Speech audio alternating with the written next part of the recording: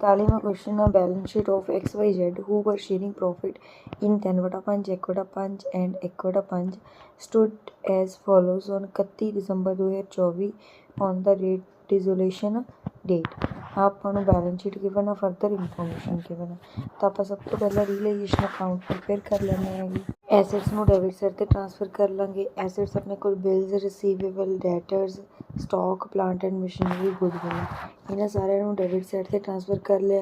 Assets ਨੂੰ debit side ਤੇ transfer ਕਰਨ ਤੋਂ ਬਾਅਦ ਆਪਾਂ ਇੱਧਰ ਡੈਬਿਟ ਸਾਈਡ ਤੇ ਟੂ ਰੀਲਾਈਜੇਸ਼ਨ ਐਕਸਪੈਂਸਿਸ ਲਿਖ ਦਾਂਗੇ ਤੇ ਐਸੈਟਸ ਤੋਂ ਰਿਲਾਈਜ਼ ਹੋਣ ਤੋਂ ਬਾਅਦ ਜਿੰਨੇ ਰੁਪਏ ਮਿਲੇ ਵਾਈ ਬੈਂਕ ਲਿਖ ਦਾਂਗੇ। ਉਸ ਤੋਂ ਬਾਅਦ ਇਹਦੇ ਵਿੱਚ ਦੋਨੋਂ ਸਾਈਡ ਟੋਟਲ ਕਰਾਂਗੇ ਜੋ बैलेंसिंग फिगर आ जाएगी बाय लॉस ऑन रियलाइजेशन आ जाएगा। Sundry creditors and bank overdraft account बना लें। इधर बैलेंस ड्रॉ डाउन लिख लांगे। To cash account to deficiency account लिख देंगे। टू कैश अकाउंट ਦੇ ਵਿੱਚ ਆਪਾਂ ਜਿੰਨੀ ਰੇਸ਼ੋ ਦੇ ਅਕੋਰਡਿੰਗ ਦਵਾਂਗੇ। ਜਿਵੇਂ ਹੁਣ 24,500 ਆਪਣਾ ਕ੍ਰੈਡਿਟਰ ਨੂੰ ਪੇਮੈਂਟ ਬਣਦੀ ਹੈ ਤੇ 28,000 ਆਪਣੇ ਬੈਂਕ ਓਵਰਡਰਾਫਟ ਨੂੰ ਪੇਮੈਂਟ ਬਣਦੀ ਹੈ ਤਾਂ ਆਪਣੀ ਰੇਸ਼ੋ ਕਿੰਨੀ ਬਣ ਰਹੀ ਆ 7:8 ਬਣ ਰਹੀ ਹੈ। ਤਾਂ ਆਪਾਂ 7/15 ਤਾਂ ਮਤਲਬ ਕਿ ਕ੍ਰੈਡਿਟਰ ਨੂੰ ਪੇਮੈਂਟ ਕਰ ਦਾਂਗੇ ਤੇ 8/15 ਕਿਹਨੂੰ ਪੇਮੈਂਟ ਕਰ ਦਾਂਗੇ ਬੈਂਕ ਓਵਰਡਰਾਫਟ ਨੂੰ। ਬਸ ਟੂ ਕੈਸ਼ ਲਿਖ ਕੇ ਉਸ ਤੋਂ ਬਾਅਦ ਜੋ ਬੈਲੈਂਸਿੰਗ ਫਿਗਰ ਆ ਜਾਏਗੀ ਉਹ ਇੱਕ ਤਰੀਕੇ ਨਾਲ ਕੀ ਆ ਜਾਏਗੀ ਡੈਫੀਸ਼ੀਐਂਸੀ ਆ ਜਾਏਗੀ ਸੈਂਡਰੀ ਕ੍ਰੈਡਿਟਰ ਤੇ ਬੈਂਕ ਓਵਰਡਰਾਫਟ ਨੂੰ।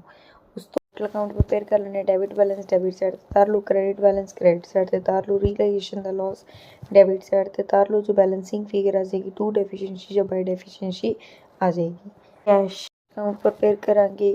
टू बैलेंस ब्रॉ डाउन लिखांगे। रियलाइजेशन तो जिन्ने पैसे मिले हैगे डेबिट साइड से लिख देंगे। एक बाय रियलाइजेशन एक्सपेंसिस दसेगा टू कैश के नाम नाल ਉਹ ਵਾਲਾ ਲਿਖ ਦਾਂਗੇ ਤੇ ਕ੍ਰੈਡਿਟਰਸ ਤੇ ਬੈਂਕ ਓਵਰਡਰਾਫਟ ਨੂੰ ਜਿੰਨੀ ਪੇਮੈਂਟ ਕੀਤੀ ਹੈ ਉਹ ਲਿਖ ਦਾਂਗੇ। ਦੋਨੋਂ ਸਾਈਡ ਟੋਟਲ ਕਰਾਂਗੇ, ਟੋਟਲ ਮੈਚ ਹੋ ਜਾਏਗਾ। ਇੱਕ ਆਪਾਂ ਇਹਦੇ 'ਚ ਡੈਫੀਸ਼ੀਐਂਸੀ ਅਕਾਊਂਟ ਬਣਾਉਣਾਗਾ। ਡੈਫੀਸ਼ੀਐਂਸੀ ਅਕਾਊਂਟ ਲਈ ਕੀ ਕਰਾਂਗੇ ਜਿੱਥੇ ਡੈਫੀਸ਼ੀਐਂਸੀ ਲਿਖੀ ਸੀ ਜੇ ਬਾਈ ਡੈਫੀਸ਼ੀਐਂਸੀ ਆ ਤਾਂ 2 ਜਿਵੇਂ ਪਾਰਟਨਰ ਕੈਪੀਟਲ ਦੇ ਵਿੱਚ ਸੀ ਤਾਂ 2 X's capital to Y's capital ਆ ਜਾਏਗਾ ਤੇ ਇੱਧਰ 2 ਡੈਫੀਸ਼ੀਐਂਸੀ ਸੀ ਉਹ ਜ਼ੈਡ ਦੇ ਵਿੱਚ ਸੀ तो वाई जेड इस कैपिटल अकाउंट आ जाएगा। तो एक अपनी क्रेडिटर ते बैंक ओवरड्राफ्ट दी सीगी ਉਹ by creditors by bank overdraft के नाम नाल आ जाएगी तो दोनों साइड टोटल करांगे, टोटल मैच हो जाएगा। क्वेश्चन है A and B were partner sharing profit in the ratio of 10:2 on 31 July 2024 there balance sheet was as under. Balance sheet ਆਪਾਂ ਨੂੰ ਗਿਵਨ ਹੈਗੀ। ਸਭ ਤੋਂ ਪਹਿਲਾਂ ਆਪਾਂ ਰਿयलाइजेशन ਅਕਾਊਂਟ प्रिपेयर कर ਲੈਂਦੇ ਆ। ਸਟਾਕ ਨੂੰ ਡੈਬਿਟ ਸਾਈਡ ਤੇ ਤਾਰ ਲਾਂਗੇ ਤੇ ਡੈਟਰਸ ਫਰਨੀਚਰ ਨੂੰ। ਉਸ ਤੋਂ ਬਾਅਦ ਕ੍ਰੈਡਿਟ ਸਾਈਡ ਤੇ ਆਪਾਂ ਲਿਖ ਦਾਂਗੇ ਬਾਏ ਬੈਂਕ ਜਿੰਨੀ ਐਸੈਟਸ ਰਿਲਾਈਜ਼ ਹੋ ਕੇ ਵੈਲਿਊ ਆਈਏਗੀ ਤੇ ਟੂ ਬੈਂਕ ਜੋ ਆਪਾਂ ਨੇ ਐਕਸਪੈਂਸਿਸ ਪੇ ਕੀਤੇ ਆ ਉਹ ਲਿਖ ਦਾਂਗੇ। ਦੋਨੋਂ ਸਾਈਡ ਟੋਟਲ ਕਰਾਂਗੇ ਜੋ बैलेंसिंग फिगर आ जाएगी रियलाइजेशन ਦਾ लॉस आ जाएगा। एक पार्टनर कैपिटल अकाउंट प्रिपेयर करांगे। ਇਹਦੇ 'ਚ balance brought down credit side ਤੇ ਲਿਖ ਦਾਂਗੇ। रियलाइजेशन ਦਾ लॉस डेबिट साइड ਤੇ ਲਿਖ ਦਾਂਗੇ। ਇਹਨਾਂ ਨੇ ਕਿਹਾ ਹੈਗਾ is private state could pay only 1000 ਤਾਂ ਬਾਈ ਕੈਸ਼ ਇਹਦੇ ਵਿੱਚ 1000 ਲਿਖ ਦਾਂਗੇ ਤੇ ਜੋ बैलेंसिंग फिगर आ जाएगी बाई डेफिशिएंसी आ जाएगी। फिर ਅੱਗੇ ਆਪਾਂ कैश अकाउंट प्रिपेयर करांगे। ਇਹਦੇ ਵਿੱਚ टू बैलेंस ब्रॉ डाउन ਜਾਂ ਆਪਾਂ ਬਾਈ टू बैलेंस ब्रॉ डाउन ਲਿਖ ਦਾਂਗੇ। ਉਸ ਤੋਂ ਬਾਅਦ रियलाइजेशन तो जो 16,000 ਆਪਾਂ ਨੂੰ ਮਿਲਿਆ ਸੀ ਉਹ ਲਿਖ ਦਾਂਗੇ। ਇੱਕ रियलाइजेशन ਦੇ 500 ਐਕਸਪੈਂਸਿਸ ਸੀ ਉਹ ਬਾਈ रियलाइजेशन ਇੱਧਰ ਲਿਖ ਦਾਂਗੇ। ਕ੍ਰੈਡਿਟ ਸਾਈਡ ਤੇ ਟੂ ਏਜ਼ ਅਕਾਊਂਟ ਜੋ 1000 ਰੁਪਏ ਆਪਾਂ ਨੂੰ ਏ ਤੋਂ ਮਿਲਿਆ ਉਹ ਲਿਖ ਦਾਂਗੇ ਤੇ ਬਾਕੀ ਜੋ बैलेंसिंग फिगर ਆ ਉਹ ਇੱਕ ਤਰੀਕੇ ਨਾਲ ਕ੍ਰੈਡਿਟਰ ਨੂੰ ਪੇਮੈਂਟ ਆਪਾਂ ਕੀ ਕਰਾਂਗੇ। ਉਸ ਤੋਂ ਬਾਅਦ ਕ੍ਰੈਡਿਟਰ ਅਕਾਊਂਟ प्रिपेयर ਕਰ ਲਾਂਗੇ। ਇਹਦੇ ਵਿੱਚ ਬਾਈ balance brought down credit side ਤੇ ਲਿਖ ਦਾਂਗੇ। टू कैश जो ਉੱਥੋਂ ਦੀ बैलेंसिंग फिगर आई ਸੀ ਉਹ ਇੱਧਰ ਡੈਬਿਟ ਸਾਈਡ ਤੇ ਲਿਖ ਦਾਂਗੇ। ਬਾਕੀ ਕੀ ਆ ਜਾਏਗੀ ਡੈਫੀਸ਼ੀਐਂਸੀ ਆ ਜਾਏਗੀ। ਫਿਰ ਅੱਗੇ ਡੈਫੀਸ਼ੀਐਂਸੀ ਅਕਾਊਂਟ प्रिपेयर ਕਰਾਂਗੇ। ਇੱਧਰ ਜਿੱਥੇ ਡੈਫੀਸ਼ੀਐਂਸੀ ਲਿਖਿਆ ਸੀਗਾ ਜਿਵੇਂ ਏ ਦੇ ਵਿੱਚ ਬਾਈ ਡੈਫੀਸ਼ੀਐਂਸੀ ਸੀਗੀ ਤਾਂ ਇੱਧਰ 2 ਏਜ਼ ਕੈਪੀਟਲ ਬੀ ਦੇ ਵਿੱਚ ਵੀ ਸੇਮ 2 ਬੀਜ਼ ਕੈਪੀਟਲ ਤੇ ਇੱਧਰ ਹੋਰ ਆਪਣੀ ਡੈਫੀਸ਼ੀਐਂਸੀ ਕ੍ਰੈਡਿਟਰ ਦੇ ਵਿੱਚ ਸੀਗੀ ਤਾਂ ਉਹ 2 ਡੈਫੀਸ਼ੀਐਂਸੀ ਸੀ ਤਾਂ ਇੱਧਰ ਬਾਈ ਕ੍ਰੈਡਿਟਰ ਆ ਜਾਏਗਾ। ਦੋਨੋਂ ਸਾਈਡ ਟੋਟਲ ਕਰਾਂਗੇ, ਟੋਟਲ ਮੈਚ। क्वेश्चन है XYZ are partner sharing profit and losses in the ratio of 10:2 balance sheet given आ फर्दर इन्फॉर्मेशन गिवन आ। तो आप सब तो पहला रियलाइजेशन अकाउंट प्रिपेयर कर लेने हैं। ਐਸਿਟਸ ਨੂੰ ਡੈਬਿਟ ਸਾਈਡ ਤੇ ਟ੍ਰਾਂਸਫਰ ਕਰ ਲਾਂਗੇ। ਫਿਕਸ ਐਸਿਟ ਸੀ, ਕਰੰਟ ਐਸਿਟ ਸੀ। ਇੱਧਰ ਆਪਾਂ ਬਾਏ ਬੈਂਕ ਅਕਾਊਂਟ ਲਿਖ ਦਾਂਗੇ ਜਿੰਨੀ ਆਪਾਂ ਨੂੰ ਪੇਮੈਂਟ ਉਹਨਾਂ ਤੋਂ ਰਿਸੀਵ ਹੋਈ ਹੈ ਤੇ ਬਾਈ ਕ੍ਰੈਡਿਟਰਸ ਮੈਂ ਵੈਲਿਊ ਉਤਾਰ ਲਾਂਗੇ। ਡੈਪਰੀਸ਼ੀਏਸ਼ਨ ਫੰਡ ਸੀ ਉਹ ਵੀ ਵੈਲਿਊ ਉਤਾਰ ਲਾਂਗੇ। ਫਿਰ ਉਸ ਤੋਂ ਬਾਅਦ ਐਕਸਪੈਂਸਿਸ ਸੀਗੇ ਉਹ ਵੀ ਡੈਬਿਟ ਸਾਈਡ ਤੇ ਲਿਖ ਦਾਂਗੇ ਤੇ ਜੋ ਕ੍ਰੈਡਿਟਰ ਨੂੰ ਪੇਮੈਂਟ ਕਰਨੀ ਹੈ ਉਹਦੇ ਲਈ ਆਪਾਂ ਵਰਕਿੰਗ ਨੋਟ ਪ੍ਰਿਪੇਅਰ ਕੀਤਾ ਗਾ। ਪਹਿਲਾਂ ਵਰਕਿੰਗ ਨੋਟ ਦੇਖ ਲੈਂਦੇ ਹਾਂ। ਜਿੰਨੇ ਵੀ ਆਪਾਂ ਨੂੰ ਰੁਪਏ ਮਿਲ ਕੇ ਆਪਾਂ ਕ੍ਰੈਡਿਟਰ ਵਾਸਤੇ ਹੀ ਰੱਖਣੇ ਤਾਂ ਆਪਾਂ ਕੀ ਕਰਾਂਗੇ, ਆਪਣੇ ਕੋਲ ਦੇਖਾਂਗੇ ਕਿੰਨਾ ਕੈਸ਼ ਸਟਾਰਟਿੰਗ ਦੇ ਵਿੱਚ ਹੈਗਾ। ਸਟਾਰਟਿੰਗ ਦੇ ਵਿੱਚ ਆਪਣੇ ਕੋਲ 1600 ਰੁਪਏ ਹੈ ਅਤੇ ਐਸਿਡ ਰਿਲਾਈਜ਼ ਕਰਕੇ 35,000 ਆਪਾਂ ਨੂੰ ਹੋਰ ਮਿਲ ਗਿਆ। ਐਕਸਪੈਂਸਿਸ ਪੇ ਕਰਨੇ ਪੈਣੇ ਉਹ ਇਸ ਕਰਕੇ ਮਾਈਨਸ ਕਰ ਦਾਂਗੇ ਅਤੇ ਐਕਸ ਦੇ ਵਿੱਚ ਕੋਲੋਂ ਆਪਾਂ ਨੂੰ 1500 ਮਿਲਿਆ ਉਹ ਵਿੱਚ ਐਡ ਕਰ ਦਾਂਗੇ। ਅਤੇ ਹੋਰ ਕੀ ਕਰਾਂਗੇ, ਇਹਦੇ ਵਿੱਚ ਬਾਈ ਵੀ ਕੋਈ ਪੇਮੈਂਟ ਲੈ ਕੇ ਆਏਗਾ ਉਹ ਵਿੱਚ ਆਪਾਂ ਕੀ ਕਰਾਂਗੇ, ਐਡ ਕਰਾਂਗੇ, ਬਟ ਉਹਨੂੰ ਆਪਾਂ ਐਕਸ ਮੰਨ ਲਾਂਗੇ ਕਿਉਂਕਿ ਕੋਈ ਵੈਲਿਊ ਹੈ ਨਹੀਂ ਗੀ ਹਜੇ। ਤਾਂ ਆਪਣਾ ਟੋਟਲ ਕਿੰਨਾ ਆ ਗਿਆ, 37,600 ਪਲੱਸ ਐਕਸ। ਅਤੇ ਰੀਲੇਗੇਸ਼ਨ ਅਕਾਊਂਟ ਦਾ ਵੀ ਆਪਾਂ ਕੀ ਕਰਾਂਗੇ, ਦੋਨੋਂ ਸਾਈਡ ਦਾ ਮਤਲਬ ਕਿ ਡੈਬਿਟ ਵਾਲੀ ਸਾਈਡ ਅਲੱਗ ਕੱਢ ਕੇ ਲਿਖ ਲਈ, ਕ੍ਰੈਡਿਟ ਵਾਲੀ ਅਲੱਗ ਕੱਢ ਕੇ ਲਿਖ ਲਈ। ਅਤੇ ਜਿਹੜਾ ਵੀ ਇਹਨਾਂ ਦਾ ਬੈਲੈਂਸਿੰਗ ਫਿਗਰ ਆਊਗੀ ਉਹ ਲੋਸ ਔਨ ਰੀਲੇਗੇਸ਼ਨ ਆਏਗਾ।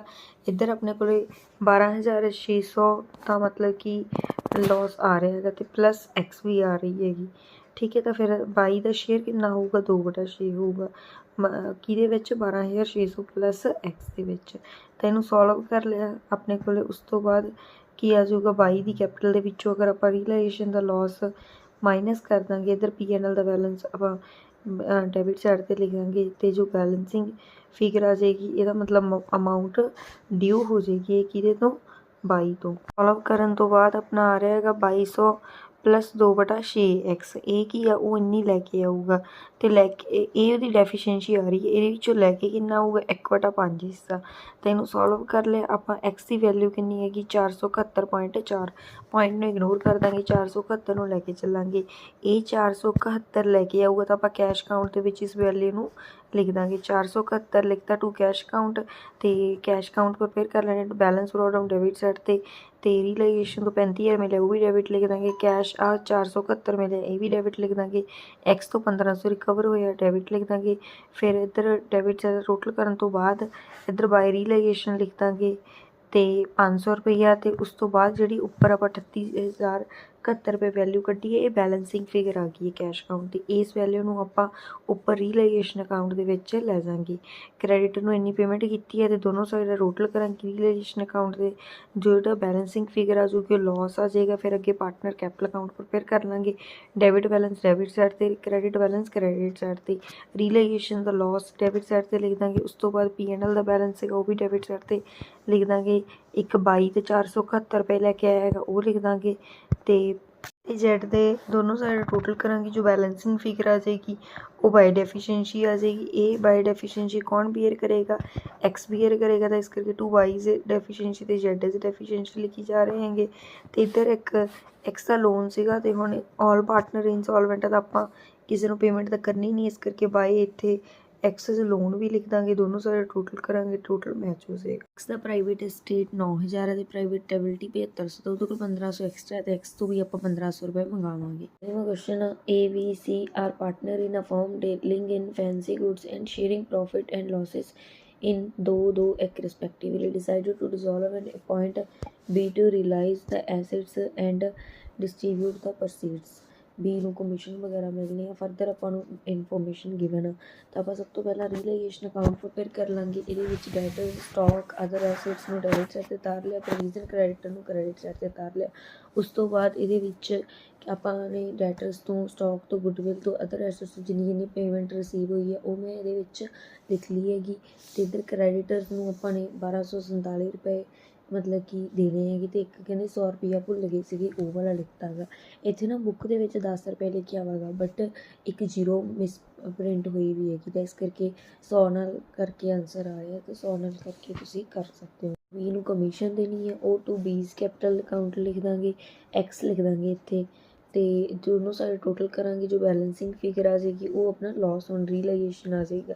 1835 ਪਲੱਸ ਐਕਸ ਆ ਰਹੀ ਹੈਗੀ ਤਾਂ ਇਹਨੂੰ ਆਪਾਂ ਕਿਸ ਰੇਸ਼ੋ 'ਚ ਵੰਡਾਂਗੇ, 2-2-1 ਰੇਸ਼ੋ ਦੇ ਵਿੱਚ ਵੰਡ ਦਾਂਗੇ। ਤਾਂ ਮੈਂ 1835 ਨੂੰ 2/5 2/5 ਅਤੇ 1/5 'ਚ ਵੰਡ ਕੇ ਨਾਲ ਹੀ ਪਲੱਸ 2/5 ਐਕਸ 2/5 ਐਕਸ ਅਤੇ 1/5 ਐਕਸ ਲਿਖ ਲਿਆ ਹੈਗਾ। ਉਸ ਤੋਂ ਬਾਅਦ ਆਪਾਂ ਸੀਜ਼ ਕੈਪੀਟਲ ਅਕਾਊਂਟ ਪ੍ਰਪੇਅਰ ਕਰ ਲਾਂਗੇ। ਇਹਦੇ ਵਿੱਚ ਬੈਲੈਂਸ ਪ੍ਰੋਡਮ ਡੈਬਿਟ ਸਾਈਡ 'ਤੇ ਲਿਖ ਦਾਂਗੇ ਅਤੇ ਇੱਧਰ ਲੋਸ ਰੀਲੇਗੇਸ਼ਨ ਉਹ ਵੀ ਡੈਬਿਟ ਸਾਈਡ 'ਤੇ ਲਿਖ ਦਾਂਗੇ ਅਤੇ ਉਹ ਤੋਂ ਕੈਸ਼ ਮਿਲ ਰਿਹਾ 100 ਰੁਪਏ ਕ੍ਰੈਡਿਟ ਸਾਈਡ 'ਤੇ ਲਿਖ ਦਾਂਗੇ। ਜੋ ਬੈਲੈਂਸਿੰਗ ਫਿਗਰ ਆ ਜੂਗੀ ਉਹ ਡੈਫੀਸ਼ੀਐਂਸੀ ਆ ਜੂਗੀ ਅਤੇ E ਦੀ ਡੈਫੀਸ਼ੀਐਂਸੀ A ਦੇ ਵਿੱਚ ਅਤੇ B ਦੇ ਵਿੱਚ ਡਿਵਾਈਡ ਕਰਾਂਗੇ 4:3 ਦੇ ਵਿੱਚ।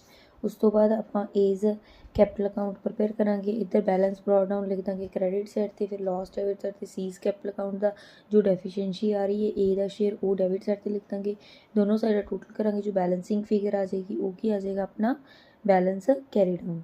जो बैलेंस कैरी डाउन मतलब जो ए ਨੂੰ पे करांगे ਉਹਦੇ ਤੇ बी ਨੂੰ ਕਮਿਸ਼ਨ ਮਿਲੇਗੀ, ਸੀ ਨੂੰ ਤਾਂ ਅਸੀਂ ਕੁਝ पे ਕਰ ਹੀ ਨਹੀਂ ਰਹੇ ਤਾਂ ਇਸ ਕਰਕੇ बी ਨੂੰ ਕਮਿਸ਼ਨ ਸਿਰਫ ए ਦੇ ਜਿੰਨੀ ਅਮਾਊਂਟ ए ਨੂੰ पे ਕਰਾਂਗੇ ਉਹਦੇ ਤੇ ਹੀ ਮਿਲਣੀ ਹੈਗੀ।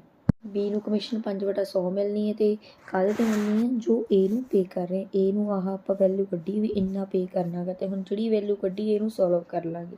ਸੋਲਵ ਕਰਨ ਤੋਂ ਬਾਅਦ ਆਪਣੀ ਕਮਿਸ਼ਨ ਦੀ ਵੈਲਿਊ ਕਿੰਨੀ ਆ ਰਹੀ ਹੈਗੀ 147 ਰੁਪਏ। ਐਕਚੁਅਲ ਰੀਅਲਾਈਜੇਸ਼ਨ ਅਕਾਊਂਟ प्रिपेयर कर लाँगे, debtor stock other asset debit side ते लिख देंगे, प्रोविजन क्रेडिटर क्रेडिट साइड ते लिख देंगे, कैश तो ਆਪਾਂ ਨੂੰ मतलब कि किन्ने रिसीव होया कैश 5865 रुपए ਇਹ ਲਿਖਤਾ ਗਾ, 1347 ਅਸੀਂ कैश पेमेंट ਕੀਤੀ ਆ ਉਹ डेबिट साइड ਤੇ लिखती हैगी ਤੇ 147 रुपए कमीशन आई सी टू 20 कैपिटल अकाउंट लिखता, दोनों साइड टोटल करांगे, बैलेंसिंग फिगर अपनी आ जाएगी वो लॉस आ जाएगा। फिर कैपिटल अकाउंट प्रिपेयर कर लाँगे, डेबिट बैलेंस डेबिट साइड ते तार लाँगे, क्रेडिट बैलेंस क्रेडिट साइड ते तार लाँगे। उस तो बाद सी 100 रुपये लैके आया सी बाई कैश अकाउंट लिखता गा, सी की जो डेफिशिएंसी है वो कौन बीयर करेगा, इधर एक रीलेगेशन द लॉस डेबिट साइड ते लिखांगे। उस तो बाद सी दोनों साइड टोटल करने तो बाद जो डेफिशिएंसी आ रही है सी दी वो कौन बीयर करेगा, ए ते बी किस रेशो ਦੇ ਵਿੱਚ 4:3 ਦੇ ਵਿੱਚ। ਉਹ ਕਰਨ ਤੋਂ ਬਾਅਦ ਆਪਾਂ ਇੱਥੇ ਬੀ ਦੇ ਵਿੱਚ ਰੀਲੇਗੇਸ਼ਨ ਦਾ 147 ਰੁਪਏ ਲਿਖ ਦਾਂਗੇ। ਫਿਰ ਜਿਹੜੀ ਸੀ ਦੀ ਡੈਫੀਸ਼ੀਐਂਸੀ ਹੈ ਉਹ ਇੱਧਰ 2 ਸੀਜ਼ ਕੈਪੀਟਲ ਦੇ ਨਾਮ ਨਾਲ ਏਜ਼ ਤੇ ਬੀਜ਼ ਲਿਖ ਦਾਂਗੇ। ਫਿਰ ਦੋਨੋਂ ਸਾਈਡ ਟੋਟਲ ਕਰਾਂਗੇ, ਜੋ बैलेंसिंग फिगर आ जाएगी 2 कैश अकाउंट आ जाएगा। उस तो बाद कैश अकाउंट प्रिपेयर कर लाँगे, balance brought down debit side ते लिख देंगे, 2 सीज कैपिटल जिन्ना सी मतलब बाई कैश वाला सी वो लिख देंगे ते 5865 रुपए रिलाइजेशन तो मिले वो डेबिट साइड ते लिख देंगे, 1347 रुपए ਆਪਾਂ पे ਕੀਤੇ ਉਹ क्रेडिट साइड ते लिख देंगे ਤੇ 2 कैश ए ਤੇ बी ਦੀ जो बैलेंसिंग फिगर आई सी वो इधर बाई वाली साइड लिख देंगे, दोनों साइड टोटल करांगे, टोटल मैच हो जाएगा।